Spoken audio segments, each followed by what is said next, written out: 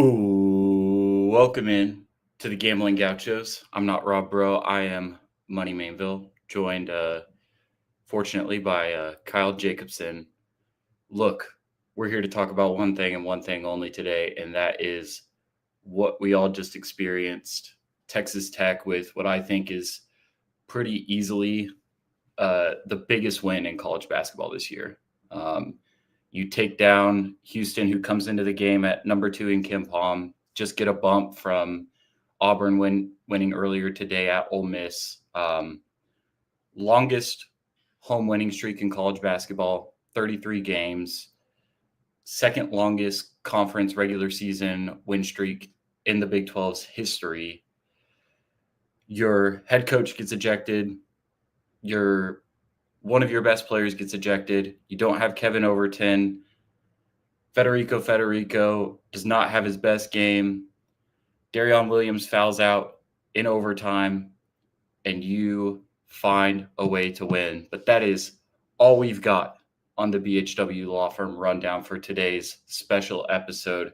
Kyle, if I was hypothetically a head coach who wanted to pursue some legal action against, maybe a group of people that wear black and white shirts, who would you call? I would definitely call our friends over at Barnett, Howard, and Williams. They do, the word injury is a legal term that I'm not going to try to define here because I'm not qualified to do so. But I think Barnett, Howard, and Williams traditionally does catastrophic injury, among other things. I think Grant McCasland could argue that his well-being, his livelihood was potentially injured tonight due to I don't know whether to ascribe it to incompetence or malice on the part of the officials. We can get into that. But yeah, I hope that him and Kirby earn the fine, and when they do, if they want to appeal it and it goes to a court of law, hopefully they'll call our friends over at Barnett, Howard, and Williams, BHW law firm. They are based in Fort Worth, but they handle cases all across the state of Texas. So if this goes to court, I guess the Big 12 is based in Irving, so that'd actually be right down the road from our BHW law firm headquarters. Hopefully, it doesn't get to that point, but something needs to be done about the officiating. And I guess we can start there because it happened so early in the game. Unless there's anything major from the first 4 minutes that you want to touch on before we get to that call. No, I think that's the only place you can start. It completely defined the game so early into it. And I had a tweet that ended up being very regrettable very quickly. Within like 2 minutes, I tweeted out over under half a technical foul called on Grant McCasland. I could just kind of tell he had some juice to him tonight. I mean, he's always revved up, but you could kind of feel it that he sensed the urgency in this game, the importance of this game. He was mad early into this game, and it certainly felt like he was going to earn himself one way or another at some point in this game. But the way that he got his ejection was certainly warranted. JT Toppin is doubled in the corner close to the sideline. He attempts a jump pass. On that jump pass, he kicks his leg out. The officials look at it. They deem it a flagrant 2 foul call and eject him from the game. Apparently, there was some issues with the video board in the arena, could not see the replay live. And so Grant McCasland looks at it on an iPad, and I think he probably said his first ever curse word whenever he saw that play that warranted an ejection, because there's just no other way to put it. It was quite frankly bullshit. One of the worst ejectable calls I have ever seen in a basketball game. I've watched basketball my entire life. I've played it, growing up. It was terrible. Absolutely no reasoning why that could be deemed extreme or intentional. I know that the rule has some certain language to protect the groin area, but still, that call was absurd. And I know it can sound really easy for that to sound biased coming from a guy wearing a Texas Tech hat right now, but to see countless unbiased observers calling out the same. I mean, hell, Jeff Goodman called it ridiculous. And it's February 1st, folks. Rent is due today, and he is siding with the Red Raiders, not even trying to engagement farm on that one. Just completely inexcusable. And I was baffled that that was the call. And I think there's more that we can say on this, but I just want to paint a bigger picture really quick. This conference offers elite basketball. Sure, the SEC might look better on paper in terms of what they're doing as a league right now, but there is nothing that tops the basketball that's played in this conference in my mind. It's elite, high level, unpredictable. I mean, this win is certainly the stamp on the day, but even earlier today, Iowa State, number 3 team in the country, loses by 20 to one of the worst teams in the conference on their own home court. But the elite level of basketball in this conference is continually diminished by the absolutely horrible and inconsistent officiating that just consistently gets itself into the middle of the game when it does not need to. It's ridiculous. And this foul call, I think, is one of the worst I've ever seen. And to lose, to completely derail the game, and it did not lose Texas Tech this game, but to completely derail the game, before the first media timeout with that call was baffling to me. It truly left me speechless. I don't want anybody to turn this off, but I actually didn't think it was a bad call. I thought it was an atrocious call. I thought it was an abomination to the game of basketball, just like everything you just said. And I can actually, to a certain extent, sympathize with the officials. I will raise my hand higher than anybody and say I could not officiate a game of basketball well. It moves too quick for me. I don't know the rules well enough to do it when like the action is happening really fast. But with 90% of the game in front of you, let me back up. I can understand like not having a good angle on something and missing what everybody else saw as a foul because at the exact moment it happened, somebody else is in your eyesight, your line of vision, whatever, or you had the worst angle in the entire arena, and so you missed it. It went off of guy A instead of guy B when it went out of bounds. It's indefensible, and I can't think of another word for it besides indefensible, to look at that play on a video monitor with the game stopped from multiple angles on review and be like, yeah, we're going to eject him. There are bang bang plays, there are mistakes that are made that I can understand, but and that's always the defense of officials is like, hey, this is happening fast. They don't have all the angles that you have at home. That's only true until they go to the video monitor to review it. They had what everybody else was looking at. If Jeff Goodman saw the same video angles and said that this was a terrible call, it should be unanimous. So to eject the best player in the game with 90% of the game still in front of you for that is indefensible, and I can't think of another word for it. And you were touching on this as well. I 95% of the time, my reaction if I was the man in the arena, it would be to kind of let the refs screw up and not react, especially with that much game in front of you. But this is not JV basketball. College sports is big business nowadays. The college basketball TV contracts are not as much as the college football TV contracts, but the individual player NILs, which are of course heavily influenced by one, your availability. Like JT Toppin just missed out on an opportunity for his personal NIL value to go through the roof had he dropped 20 and 10 tonight in that win. But just in general, if guys are now making $1 million, $2 million, partly based on wins, losses, stats, um, being on ESPN or ESPN2 against a good team, you cannot afford to have officiating this dreadful. And again, we're like so far beyond even just arguing, was that a foul or should they have let him play or who did the ball go out of bounds off of? It was it's incidental contact, and they issued a flagrant 2 and an ejection. And I thought McCaslin's ejection was well earned. Again, I think usually you want to keep your head coach with 36 minutes plus an overtime period left in the game. But I think great coaches, and this happens in baseball a lot, is like a manager kind of knows when he needs to get himself ejected. And a lot of times they're trying. And I think McCaslin saw how egregious that was. And even in a split moment decision, said to himself, like, this is so bad, I have to get myself ejected for it. Um, He's completely within his rights to do that. It wasn't a foul. It wasn't a flagrant one. It wasn't a flagrant two. It shouldn't have been an ejection. And I almost think he could have, if he wanted to stay on the court for 15 minutes, really getting his money's worth, I wouldn't have blamed him. Like at that point, that's what I'd be telling the ref is like, you're gonna have to eject me, and like y'all are probably gonna have to call security to get me off the court because like I'm not leaving under my own, willpower here. It was just it's one of the most egregious things I've ever seen in a high level sporting event like that. I know that Kirby uh, put something on Twitter even before the game went final. Yeah. So like, okay, we're moving quick in the PR department over there.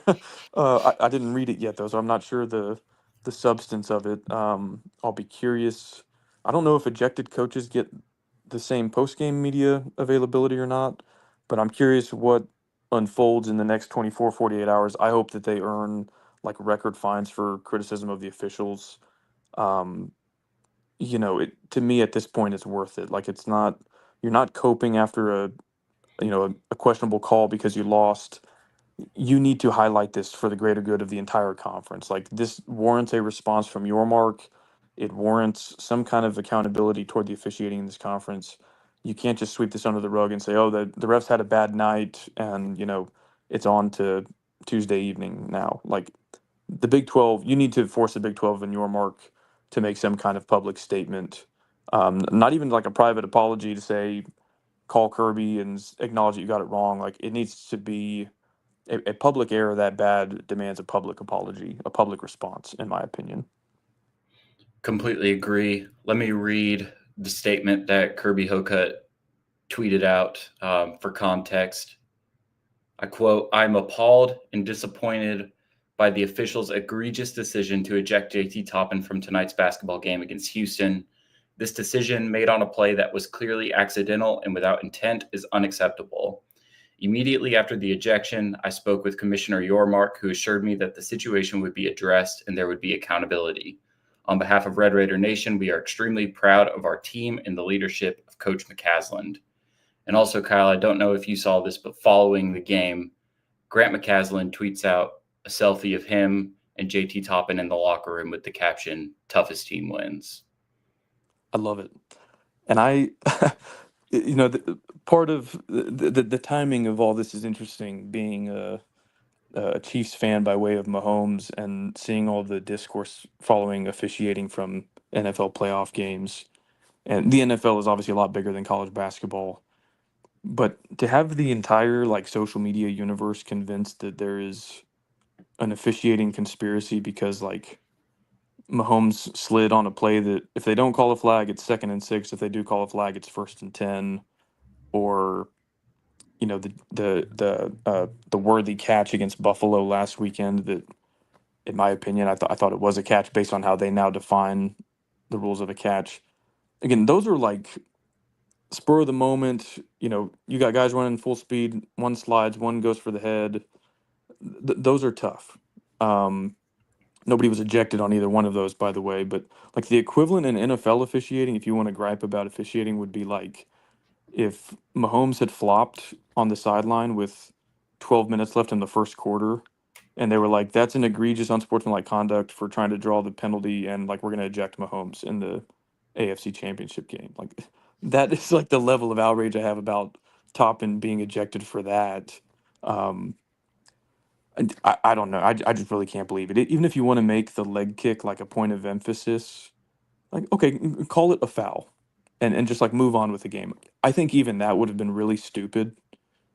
But to go from that to an ejection is just I truly have never seen anything like it.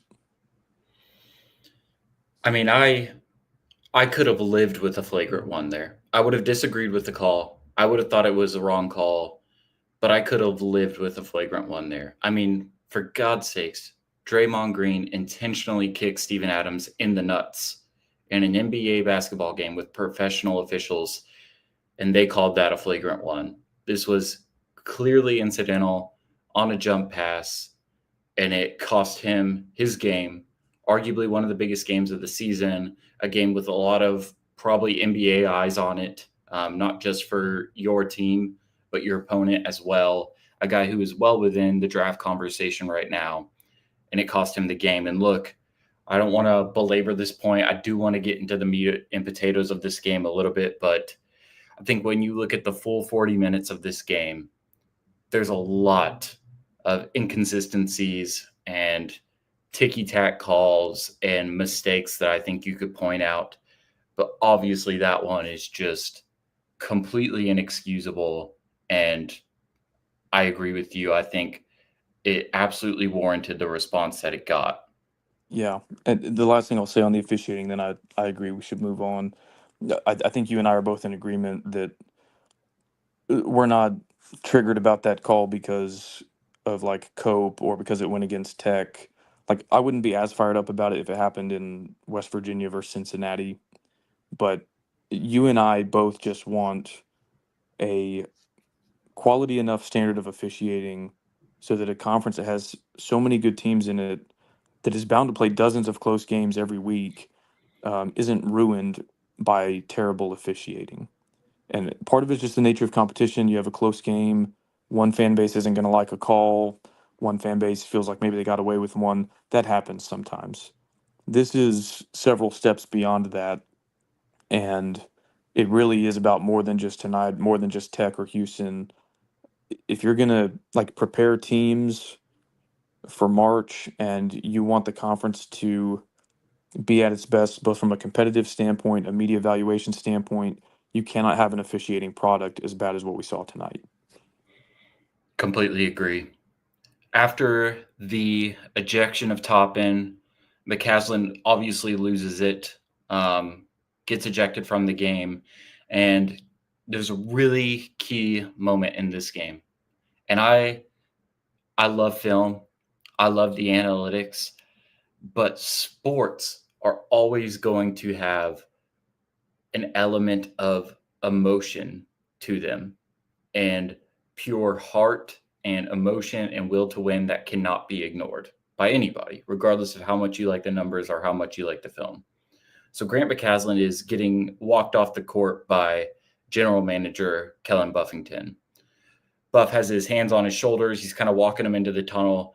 And Grant turns around and you can kind of see, he tells him like, hold on, wait 1 second. And I thought he was going to go back and, get his money's worth, go back at the officials, make it count, lay on the floor. I don't know. But what he does is he walks into the Texas Tech huddle and says something. I don't know what. I hope I will figure out because I would love to know.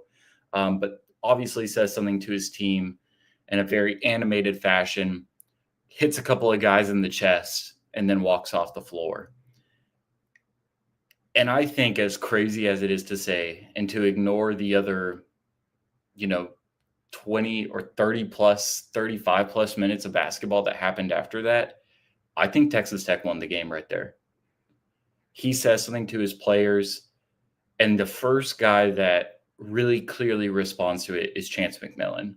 Veteran leadership in this sport has proven time and time again to be invaluable. It's so important to winning big games, whether they're in November, February, March, or April. You need leadership and you need veteran experience. Chance McMillan has a spectacular first half. I think he scores 11 or 13 points in that first half. Kind of cools down a little bit to start the second half, as much of Texas Tech's team did. But I thought he was critical down the stretch, made a lot of winning plays, whether it was making shots, getting boards. And I think probably the most underrated part of his box score tonight was his 7 of 7 performance at the free throw line, which at times looked like it was going to bite Texas Tech in the butt and cost them the game. But he made all of his count. He grades out as KenPom's MVP in this game. I think that's absolutely warranted. Had the highest offensive rating of any Texas Tech player on the floor in this game. Was involved in 24% of their possessions, ends with 23 points. Only one foul, just a veteran performance. And I really do think that McCaslin's message heading off the floor resonated with him. I think he took it to heart, and I think he allowed that to fuel his game and really fuel his leadership among his teammates who may not know Grant as well, who may not have been in the system as well. But I think he really put that on his shoulders and realized, hey, this is a time where I need to step up, not just with my game, but with the way I lead this team. I thought he was phenomenal tonight.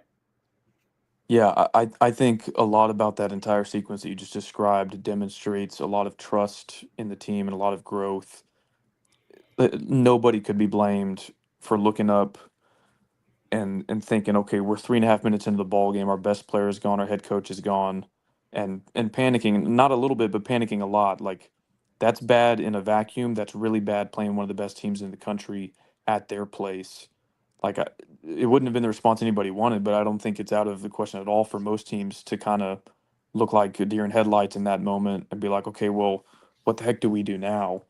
And whatever McCaslin told them clearly resonated. And rather than kind of shrivel up or panic or whatever, it was kind of like, okay, it's freaking go time. I would love to know what he said as well. I just think it demonstrates a lot of growth from where you were at earlier in the year. I don't think you folded in some of the games you lost, but you certainly had opportunities to beat St. Joe's, A&M, Iowa State, and didn't quite take care of business. Um, some of that through poor play early in the game, some of that folding a little bit down the stretch in late game situations. But, it wasn't that long ago in the grand scheme of things. We're talking about like a month or two ago, some of those games. And to go from that to like, okay, there's 36 minutes left, our head coach is gone, our best player is gone, and having seemingly all the confidence in the world that you could still get it done against Houston in Houston, to me shows like if the tournament started tomorrow, this team is ready in terms of like between the years, um, heart, guts, all that.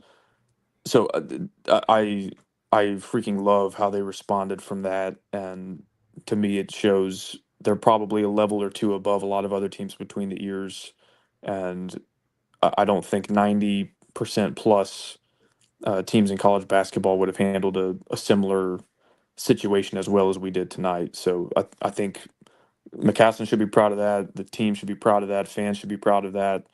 It's pretty cool, honestly. Outside of Chance McMillan, I think as soon as Toppin leaves the game, you know that you're going to be in for a fight down low. With Houston's unique strengths, Jawan Roberts especially, just an incredibly consistent player down low. Joseph Tugler, also a really, really good player. Javier Francis, they've got guys down there. And so I think you kind of knew once Toppin left the game, you were going to have to make shots to win this game. And that really played out. I mean, Houston outscored you in the paint in this game 42-18. 42-18.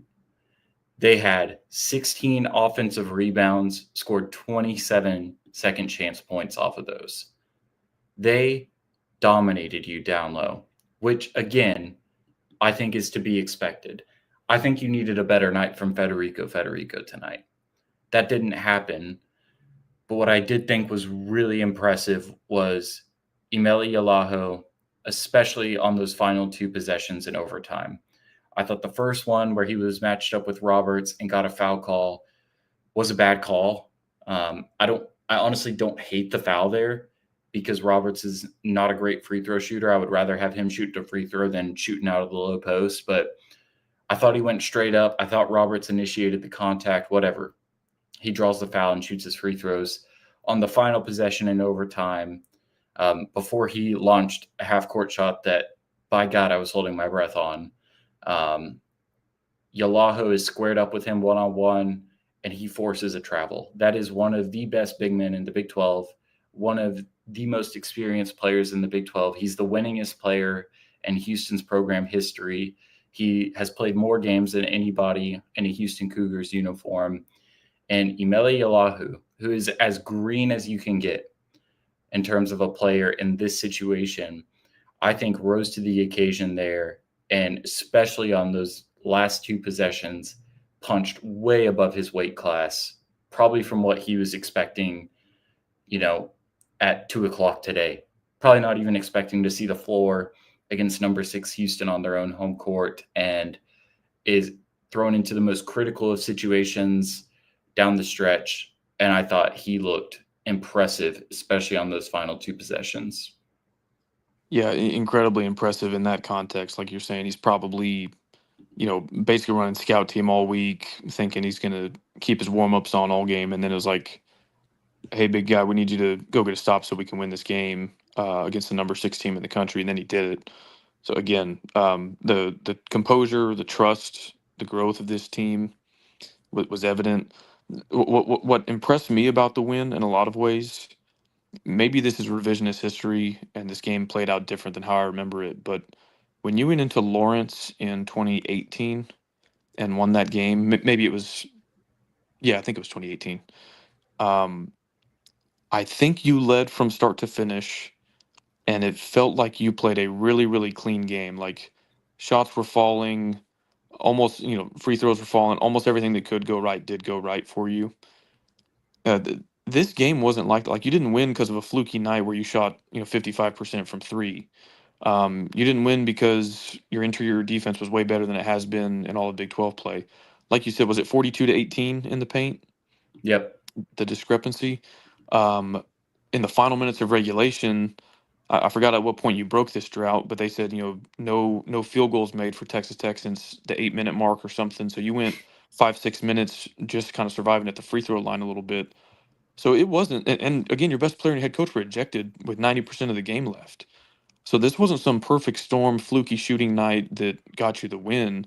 Like a lot of your deficiencies and things, areas where this team isn't perfect, were still exposed tonight. You just found a way to get it done anyway. And that sounds really cliche and kind of devoid of substance, but to me, that's the only way I know how to phrase it. Is like, and you zero in on one guy, even Darion Williams. We've lost 2 games, not because he missed a shot at the end of regulation, but 2 games where had he made a shot at the end of regulation, we would have at least had overtime, if not won the game. Tonight, I loved it for him. We're down 3 with 20 something seconds left or whatever, and King McClure's on the broadcast like, you don't need a 3 right here. And so he says that he pulls up, drains the 3, and then we get a stop, and now we're going to OT. So I loved it for him because I'm sure when you're a guy and you miss in the paint to tie it up or take the lead with a few seconds left, that probably weighs on you for a few games before you can kind of shake it off. So to hit that shot in that moment against this team, again, it's just the kind of play that that's how small the margins are, and you didn't in some ways play any better than those games where you lost to a really good team at the end of regulation. You just found a way to get it done, like make one more shot, get one more stop, and this time it turned into a W instead of an L. And that's why again I was never panicked about this team with the close losses. Like they're a good team. They've got their weak points just like anybody else, but um, Darion Williams, when he gets that shot 100 times, 1,000 times, he's not going to miss it every time. And one fell tonight is a huge shot, and I think it's just sort of symbolic of the growth of this team and that they can not only play with anybody in the country, they can beat anybody in the country. Like you said at the top, this is probably it's definitely our best win of the season. But you look across everybody's resume in college basketball, they might have a better top 3 wins, top 5 wins. I don't know if anybody's, the very first bullet point on their resume is better than Texas Tech's right now. There's a lot to be said for that as well, in my opinion. Absolutely. Really impressed with, kind of the by committee approach. Again, without Toppin, I think you had to have a lot of guys step up. Obviously, McMillan was a huge part of that, but I also thought Elijah Hawkins had a really, really good game. Not incredibly efficient from the floor, but always seemed to find a way to make a play. Had 2 really, really nice dribble moves where his defender just got completely lost. Made a couple of big shots in this game, 4-7 from 3. Thought he was really huge. Darion Williams, not playing last game, certainly a little bit rusty, but still found a way to contribute 13 points, 3 boards, 3 assists, 3 blocks, and 3 steals. That's going to be a fun one to get into the play index with later and try and find the last time a Texas Tech player did that. But then again, Kerwin Walton just having, an incredible game in this one, really stepped up again, 14 points, 4 or 6 from deep. A guy who I think I said this after the last game against TCU, it'd be really easy to look at this guy and not blame him for mentally checking out based on the year that he's had to this point. But in the biggest moments of this game, making huge shots, made an incredibly difficult three on the right wing that I thought almost should have been an and one. He fell down after the contact, but huge shot there. And then Christian Anderson, again, not his most polished game, but got to the free throw line consistently. You had 5 guys in double figures in this game, and you needed every single one of them to do that. And I think it goes back to a larger point and belief that I have about this team is that you really can win from anywhere. You have a lot of options on this team. And at some nights, you're going to have to do it by force feeding JT Toppin in the low post. Some nights you're going to have to win with your 3-point shooting. But I think a lot of nights you're going to find yourself in the basketball game because you have so many different ways to beat your opponent. 2 quick questions for you real quick. Does T-Rank, does their website update like as each game goes final, or will it take a few hours for the data to update?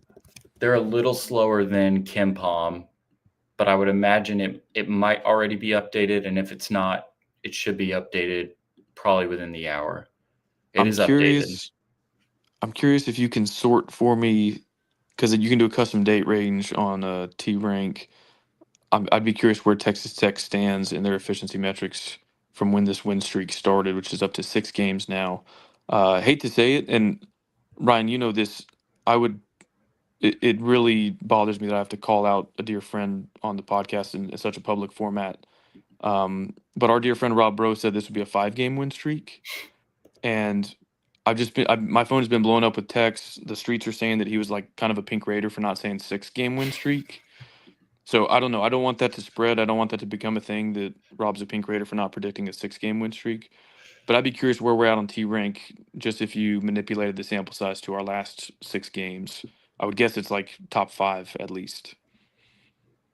Yeah, let me work on that. Okay. And if it doesn't go, updated till later tonight or something, that's fine. I'm just curious. The other thing, and maybe I forgot it while I was yapping. Yeah, I don't know. Maybe it'll come back to me. I'll say some positive things about Houston as well. I was a little surprised we scored as much as we did, even though it wasn't pretty sometimes. But I was impressed with their crowd. The graphics that they were showing on the screen at the end of the game about their win streak, their home win streak, the conference win streak. They really entered this conference and were the standard bearer like from day one, which is really impressive to me for anyone to come into a conference like the Big 12 and do that. And so, I don't think any less of them as a team, and really that's why I'm so proud of this win, because I thought they were well coached tonight. The officiating was an abomination, throughout the game, but their big man playing on a bum ankle, still finding a way to score, make an impact. I think really highly of them as a team and as a program, and so to knock them off of that longest active home win streak, the almost record-setting Big 12 conference win streak is pretty cool. But I was impressed by them as well. They've got a good squad. Yeah, I'm certainly looking forward to February 24th, where they will come back and face the Red Raiders once again in the United Supermarkets Arena. I think that one's going to be pretty wild. I think I'm going to have to. What's up? I remember the second thing. Do you know like what share of, or like what percentage of our lineups include all 3 of Federico, Toppin, and Darion Williams? Like that they're on the floor at the same time? Yeah, so if you look at KenPom and you look at the most frequent lineups over the last 5 games, and this is going to be skewed a little bit because obviously KenPom already has the data for this game inputted, and you had JT Toppin on the floor for 3 minutes in this game, but it is not in the top 10 of your most frequently used lineups. I know that takes a really good guard off the floor. But do you think that would even be a possibility to run that lineup out there at least a few minutes a game, or if like the matchup is bad enough? I mean, to me, and I guess what I'm getting at is interior defense. Second chance opportunities kind of seems to be your Achilles heel. Do you think they try to go bigger to mitigate some of that, or do you think they just play to their strengths and say, okay, this can be a weak spot for us, but we don't want to. We also don't want to use a bigger lineup and take one of our good guards off the floor because that takes away what we're good at, in some other areas of the game. Yeah, I think it's a really, really good situational lineup to have in your back pocket. And it really goes back to the fact that this team can beat you in a variety of ways because at times you're gonna have to go big and match up against teams like Houston. I think Kansas is another one where you'll have to go a little bit bigger against. And at times you're gonna have to go smaller to really be able to stretch the floor, open up the defense and get open shots. And so, I really do like that lineup. But I do think it is best served in a situational manner where you can either, depending if you need to go big or go small, you can kind of pull that out of your back pocket. Um, Kyle, I pulled up the numbers for you since January 14th, which is when you defeated Kansas State and started your now 6-game win streak. You rank 7th in the country in overall efficiency, 19th in the country in adjusted offensive efficiency. But what really surprises me is you are 10th in adjusted defensive efficiency. I don't think anybody that's watched this team this year would say defense is their strength, but it really does feel like they're starting to find their way on that end of the floor. And if you can get both your offense and your defense clicking going into March, you're going to be a handful.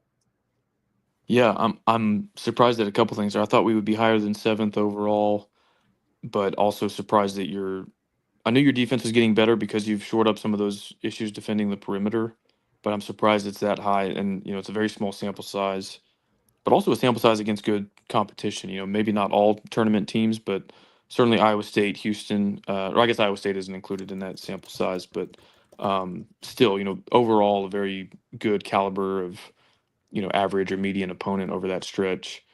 And I think Tech Hoops guy was talking about how good the offense has been and that the defense was getting better. And like, if you could maintain everything you're doing on offense while continuing to grow and ascend on defense, you could really round into something special by the time March gets here. So we'll see. But again, that's why I don't panic about neutral site games in November. You're still figuring out lineups. You're still figuring out chemistry, um, playing in the offensive and defensive systems. So I don't know. Maybe it's wishful thinking that you could continue on this strong of a trend line. But even like I said, if the tournament started tomorrow, I feel really good about where this team is at mentally, and their guts, their heart, and I also feel pretty good about both ends of the floor. Again, you're not perfect and you've got weak spots, but even if the tournament started today and we're a 6 seed or whatever, I don't think anybody wants us in their region because we are a tough out. I have one closing thought on this game, and that's how huge it was to have Jeff Linder on your sideline tonight. Much is made about college basketball assistant coaches, what their role is, how much they actually impact the in-game performance.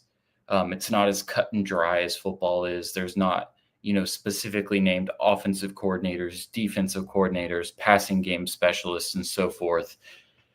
At some coaching staffs will be specific on what roles guys have, but that's not always the case. And I think, regardless of what Jeff Linder's role has been with this team so far, regardless of what aspects of the game he is involved in, which we do know that he's typically responsible for the scout of each Texas Tech opponent. He's heavily involved in the offense as well. And I believe he's also involved in some specialty things such as rebounding and other areas. But regardless of all of that, to have a guy with head coaching experience and a decent amount of it, a guy who has also been an assistant coach under Grant McCasland at Midland College before, to have that guy on your sidelines and to be able to have a guy that's seasoned step up in that game and coach your team for practically the entire game against one of the best teams in the country, I thought was absolutely critical. And it takes a lot of guts to be able to step up in that moment, make the right calls. But beyond that, to be in a game that's going down to the wire and to have to deal with situational, hurdles and questions and concerns. I think something that's really interesting. There's a comment from Thomas here. I'm gonna give him a hat tip. But he let them play out the final possessions without calling a timeout. That's something that Grant McCaslin has typically resorted to this season and has typically not worked well. Now, am I saying like, hey, let's promote Jeff Lindner and kick Grant McCaslin out the door? No, absolutely not. But I do think it was really interesting to watch the dynamic of a guy who has been a head coach and has said, hey, in this situation, I trust the players to play this game out, make the right decisions, make the right shots, and ultimately win the game. I just thought having him on your sidelines to go to tonight was absolutely huge. Again, there's a lot of sentiment involved in this, but I really don't know if you win this game without a guy like that on your sideline. Well said. Money looking good, by the way. I appreciate it. You too. Somebody in the comments asked if you were a Chad. Is that not a sure good or what that bad means. thing? Yeah, I don't know. Well, all right, I'll Google it later. I don't know. Over under, we're ranked 15.5 this week. Ooh. I would say over. So like better? Yeah. Okay. I think I lean that way. I mean, that's a big healthy sized jump, but this is a good win. So I kind of expect you to be a top 15 or at least top 15-ish team when the new AP poll comes out. The And this goes metrics back have to been the metrics have been hot on you all year. I think yeah. the big hang up for voters has been getting the resume to align with that. And I think this is as big of a statement win as you can have on your resume. You're now up to 9th in Ken Palm overall. I mean, this is a team that I think deserves a lot of respect at the national level. Yeah, and I asked you during our midweek sode, if and when we might expect those analytics that have you 12, 13, 15 to, or if they would even out with kind of where you're projected on the seed line. A win like this, obviously, I think would impact the seed line far more than just is something that maybe impacts your net. Like you get a quad one win against a top 30 team at home or whatever. That's different than going on the road to Houston and winning. So yeah, I don't know. Maybe we'll kind of move up to that 4-5 seed line, and if that's the case, you could maybe even play your way up from there if you finish really strong this year. But really good to have a quality resume win like this, and quality far understates it. I mean, so it's part of what I don't like about the whole quad one thing is like it's a quad one win, so is beating net 70 on a neutral court or whatever. And those two things are not the same in my opinion. But yeah, we'll see. But I think maybe we're trending toward top 15, which is kind of fun. Yeah, I think you deserve it. And that one certainly meant a lot for your resume, certainly meant a lot for your momentum as a team to continue this win streak. Very nerve-wracking, but very, very fun basketball game. If you're itching for more basketball content, if you're going to be like me and probably not be able to sleep tonight after that one, got a post-game recap live now on our Patreon. You can subscribe to us there for just $5 a month. Very small chunk of change. Skip your cup of coffee one day a week, and you'll be able to get that in. A portion of all of our proceeds also go to the Matador Club, directly supporting Texas Tech athletes as well. So if you're looking for more basketball content, check us out at patreon.com/Gamblin Gauchos. We'll also do a midweek episode there, probably on Wednesday, recapping the Baylor game on Tuesday, and also probably getting some of Rob's thoughts on this win, and then also probably look ahead to the Super Bowl, where Patrick Mahomes will look to complete the first ever three-peat in the NFL modern era. Kyle, any final thoughts on that one? That was a lot of fun. Yeah, college basketball does a number on my heart rate, and then to do 18 or 20 of these every year is a lot. Twice a week. I feel like every Big 12 game is crazy like this. My final thought: I don't know whether to be impressed by this or maybe a little bit frightened or embarrassed. Today's February 1st, and I was outside for several hours, and I actually have a slight sunburn here on February 1st. I don't know if that's ever been done in recorded history, at least not in the Northern Hemisphere. Um, that's all I got. You want to knock out like a 2-hour mailbag real quick, or? Yeah, that's the top secret content that you can find again on those midweek episodes on Yeah, and like you mentioned, patreon.com. a portion of the proceeds go to the Matador Club. Do you think we could have pulled in the number one transfer class in football without our contributions to the Matador Club? Yes, absolutely, but we still do it anyway, and so you can also feel good about spending that $5 a month with us. Awesome. That's all I got. You got anything else? No, that's all. Awesome. Wreck Love 'em. y'all. Love y'all.